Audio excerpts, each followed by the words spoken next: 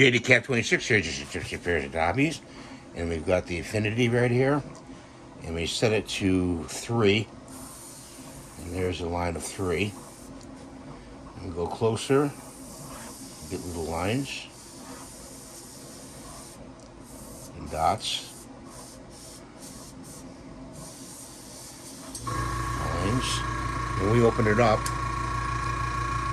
push the button back, unclick it. We got nice coverage, okay, to do your models. I usually have the clicker out like that for coverage, and I click it in for detail if I want to go close, like this, like this. Okay, so that's what I want to show you. And always use this tip right here. See that tip right there? Use that tip right there, the forked one. So that's my video for today. Thanks for watching. Have a great day. That's the Infinity Airbrush. I put the Grex grip on it because it's a little bit easier to handle. And please rate, subscribe, and give the thumbs up. Bye for now.